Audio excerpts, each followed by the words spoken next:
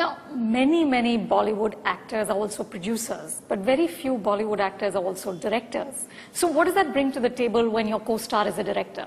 When Vijay, narrated the whole thing to me, and then he said that, we're planning to cast Farhan, I was very nervous because in my head, for me, he's a director. I don't look at him as a singer and as an anchor, whatever else. For me, he's a director first. And so in my head, I'm thinking he's going to judge me, and maybe he's considering me for one of his films, and what if I don't perform well, and what if he doesn't cast me in a film. And these are my insecurities as an actor, obviously.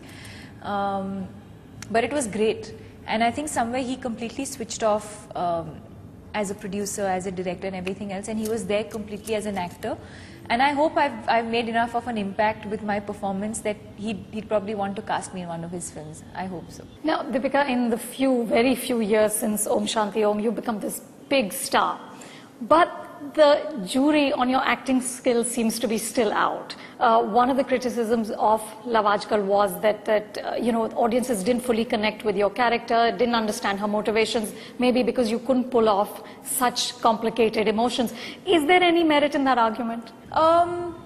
See, I know for a fact that I delivered what my director was looking for, and maybe even more, because even today, Imtiaz talks about my performance and how he was really happy with it, and about how I fit that character the best.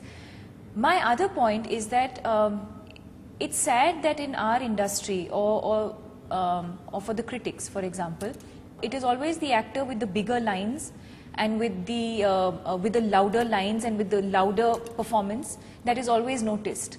I know a lot of people who have noticed the subtlety in my performance. Tuba.com